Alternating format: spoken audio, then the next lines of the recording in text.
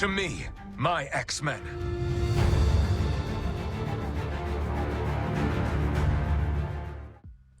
FOG Andrew here from the Family of Gamers. Welcome, Wargamers, to an exciting, awesome episode. Alright, so we brought back MCP, Marvel Crisis Protocol, last week at the time of recording this video, and we did a battle report. It was Defenders versus Convocation. Definitely go check that out because that was a pretty good game, and we're definitely planning on doing more MCP battle reports in the future.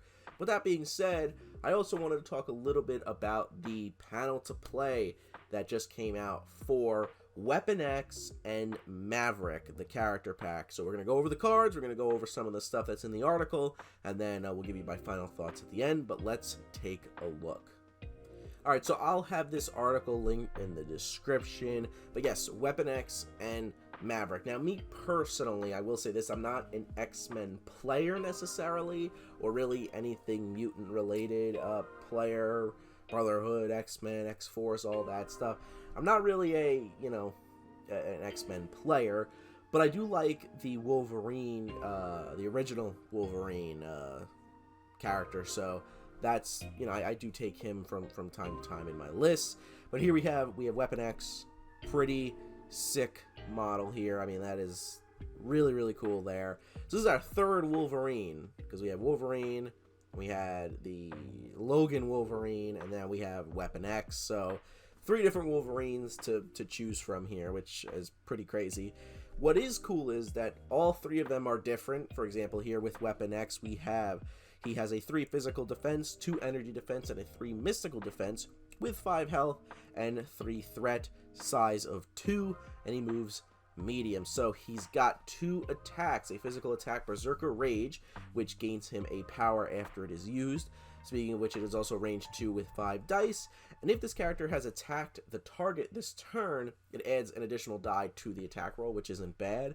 And then on a wild, he gets Pierce, which changes one of the defending characters' crits, wilds, or shields, defends to a blank, which isn't bad.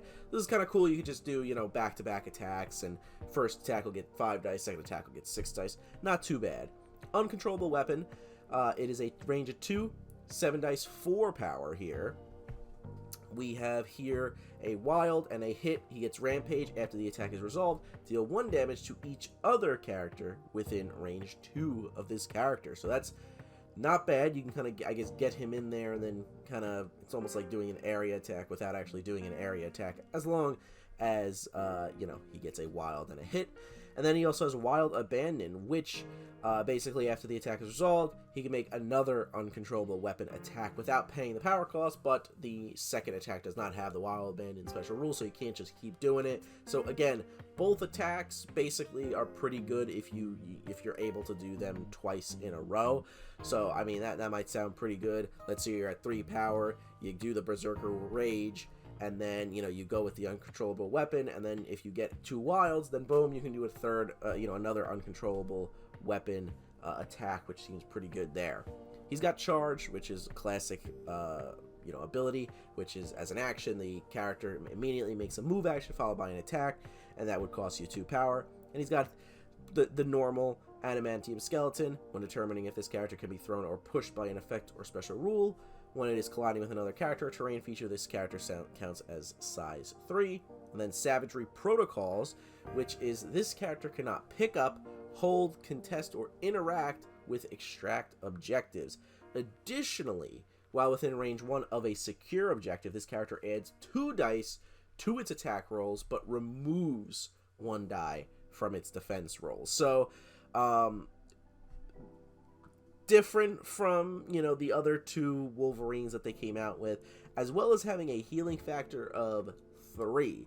So this is like brand new Logan Weapon X. Obviously he's in the Weapon X outfit, but this is like raw Wolverine right here with a healing factor of 3. Not too bad. So on the flip side, it looks like he is okay. So there's a little bit of changing here. So he's going from 3-2-3 also to a 3-2-3. His health is staying the same, but it looks like he's got the Adamantium Skeleton still the same, but then he has got Aimless Aggression. When this character would be KO'd, it rolls 5 dice, and for each crit, wild, result in the roll, it deals 1 damage to all other characters within range 2 of it, and then it is KO'd. And then he's got his Berserker Wrath. This character cannot pick up, hold, contest, or interact with extract objectives. So now he's going a little bit more crazy. His Berserker, Wrath is going on. Now he's not getting the what do you call it? The negatives for being next to a secure objective. It looks like he's just getting, he just can't pick up or hold any of the extract objectives, and then still has the healing factor of 3. So I mean, for a threat character of 3, I think he's pretty good. I think he's pretty good. Also, the Berserker Rage, it looks like, is now. It looks like it is an area attack of 2. Oh, damn. That seems pretty good. So it's the same thing. It's just now it's an area attack of 2. All right. Now I like him even more. That's pretty good. So it seems like he's getting a little bit crazier once he flips to his wounded side there. So not too bad there. Not too bad. But Weapon X is not the only character in the box. We're getting Maverick, which is kind of a cool, interesting addition, to the X-Men or Weapon X or mutant stuff lineup for MCP here.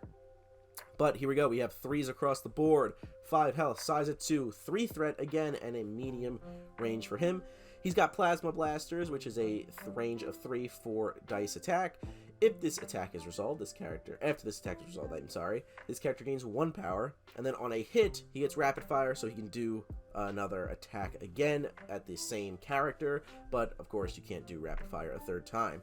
He's got his Adamantium Knife, which is a physical attack, which is a range of 2, 5 dice. After this attack is resolved, the character gains power equal to the damage dealt, and then as well he has Bleed on a Wild. After this attack is resolved, you gain the Bleed special condition. So he's got a good kind of, balance of gaining power with the Adamantium Knife for the damage dealt, but also gaining a little bit of power, but you might be able to shoot a couple times with Plasma Blasters.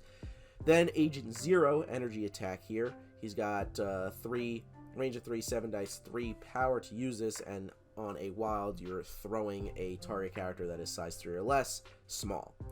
Then, this is where it seems like the cool stuff is happening. He's got Hit and Run, which is an action for 2 power. The character immediately makes an attack action, followed by a move. Not too bad there, so you can get some Plasma Blasters in and then get out of there. Not too bad there. Anti-healing factor, Corrosive. So, just by the name of these, this sounds pretty interesting. Okay. When an enemy character within range 3 would remove damage from itself, this character may use this superpower. The enemy character does not remove any damage, and this is for 2 power. That seems like that's going to be really annoying with certain, going up against certain characters. And then he also does, but he has a healing factor of 1. Obviously, his healing factor is not as good as Wolverine's, but, still having healing factor is a good thing there. Then he's got Kinetic Energy Absorption. When this character is dealt damage by a physical attack, after the attack is resolved, if it is not dazed, it gains 1 power and may advance small. So this seems like an interesting thing. He seems a little agile. He isn't a move of medium, but it seems like he's got some stuff to kind of move around, especially with the hit and run. Move, shoot, shoot, and then run. Not too bad there. Then his wounded side here, still 3s across the board. I'm just quickly looking. It doesn't look like he has anything different than his other side there, so his healthy side. But yeah, and then there are some team tactic cards here. If you watch the battle report that we did, we're not the biggest fans of team tactic cards in MCP, but we might be doing it wrong. We might be, not having the best strategy with the what do you call it, team tactic cards. So, but they're there to be used. For example, like the Implanted Memories, which is a Weapon X affiliation reactive card. When an allied Weapon X character suffers damage from an enemy effect, if the enemy character that caused the effect is within range 3 of it, the allied Weapon X character may spend 2 power to play this card. and then roll 4 dice. The enemy character suffers damage equal to the number of crits, wilds, hit results for each skull. The character that played this card suffers damage and gains a power. So I'm assuming that Weapon X and Maverick are going to be in the Weapon X affiliation.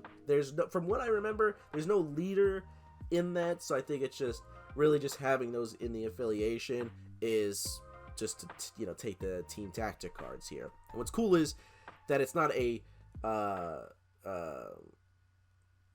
like this is obviously it's for Weapon X and everything, so but the I believe the weapon stash is specifically for Maverick. I think there's also some team tactic cards for Weapon X, but again, you could take Maverick and it looks like the Weapon X that's in the Weapon X affiliation. I'd say Weapon X a lot in this video. But Maverick may spend 3 power to play this card. You could choose a secure objective token within range 3 of Maverick and place a stash token within range 1 of it. And then while within range 1 of the stash token, allied characters gain cover from enemy attacks. Additionally, allied characters gain the following interact ability, which is interact, remove this token from the battlefield. This character adds 2 dice to its next attack this activation. Not too bad for Maverick. Maverick is a good shooter. It looks like he's got his plasma blasters and Agent Zero and everything, so this looks like it's a pretty good thing. Or if they get in close, you can use the adamantium knife or do whatever you want to kind of do with that. But yeah, I mean, they don't seem too bad, I will say. So my overall thoughts on Weapon X and Maverick, I think that they're both pretty good for a 3-threat character. I'm not really like a fan of Maverick, like comic-wise. Would I consider getting them? Maybe to like expand other affiliations, but I don't normally play anything related to X-Men. I might want to change that soon, but we'll see what happens with that. I have been looking at, they just showed off Apocalypse like a couple weeks ago. He looks awesome. Some Warlock and, what was it, Sunspot, I believe. Those characters. They got some cool mutants coming out. So I would be interested to see what else they might do. Or even, just how they play in general with some of those other characters. I mean, I could have Coach 3D print a lot of stuff, and basically we could take whatever I want. Essentially. So, but that's it, guys. Let me know what you think about Weapon X and Warlock down. Warlock. What am I doing? What's his name? Maverick. Down in the comments below. I forgot his name. Weapon X and Maverick. Let me know what you think of them down in the comments below. Want to know what you think. Are you interested in getting them? Do you think they're really good? Do you think they suck? Let me know down in the comments below. Also, check out our link tree. It's in the description below. It has our links to our social media pages, our podcast, our Patreon, and our Discord. And then also there are videos on the screen here that you can check out that we posted. Like I said, check out the MCP battle report we did. Defenders versus Convocation. It's a very fun game. Check it out. And I'll see you in the next one.